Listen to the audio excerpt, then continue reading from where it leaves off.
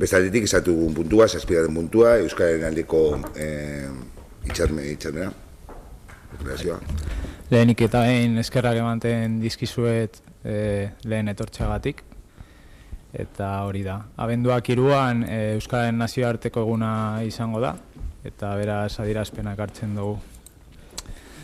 Euskara zugan, nigan, gugan. Euskarak bide luzea egin du, luzeen agian Europa zaharrean. Hala ere, bere bidea ez da amaitu. Bizirik dirau, hasi eta berritzen ari da. Zein da sekretua? Zein indar, zein ilusio izan da gure hizkuntza gaur arte ekarri duena? Milaka urte, milaka pertsona, milaka amets eta alegin. Norbanakoen indar isilak. Belaunaldiz belaunaldi gure hizkuntza zahar gazte bihurtu du. Debekuen aurrean eutsi genuen. Isilarazten aurrean hitza berreskuratu genuen. Euskara gure zaharren hizkuntza izatetik gazteen hizkuntza izatera pasada.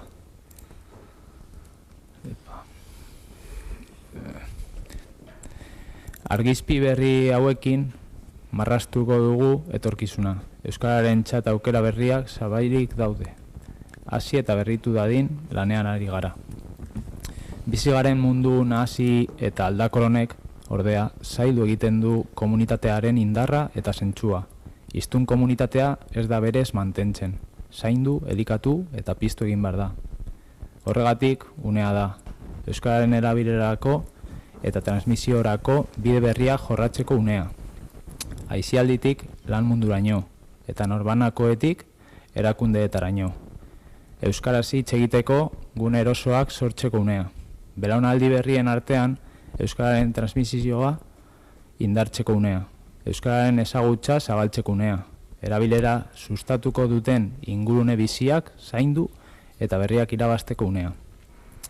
Euskararen bizi berritze prozesuari segurtasuna emateko indarra biltzeko eta urrats berriek eta ausartak egiteko unea. Asko dugu egiteko, badugu zer hobetu eta prest gaude. Euskaraz dakiten eta oraindik ez dakitenekin batera elkarrekin egiteko. Eskerrik beroena urte luzez euskaraz bizi eta biziarazi dutenei. Zuen lan isilak ekarri gaitu onaino eta etorkizunak oraindik ere zuen beharra du. Pozetik, atxikimendutik, ilusioz eta emozio positiboetik abiatuta euskarari dizdira moteko. Eta euskara guztion hizkuntza bihurtzeko. Euskara da, guztiontzat da, euskararen ezagutzen ez dutenentzat ere, eta berri bat da. Batzen gaituen hizkuntza da, elkalulertzeko gonbidapen bat. Mundu berri bat irekitzen zaio euskarari, eta euskararekin edonori. Ate berriak zabaldu eta lurzoru berriak landuko ditugu, denon artean. Hasi emankorragoak ditugu lur berria ereiteko. Atxeak erakuts diezagula aurrera nola dantzatu. Norberetik hasita egingo dugu bidea. Guztion baitan badago euskararen jauzia. Zugan, nigan, gugan. Eskerrik asko, Diego.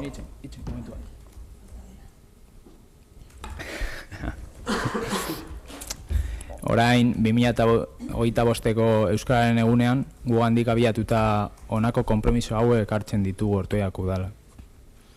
Udal politiken euskara lehenengoa, udal politiken euskara erdigunean jartzea, bigarrena hizkuntza politikan atzera urratsik ez egitea, eta hirugarrena euskarak behar duen jauzia udalari dagokiona egitea.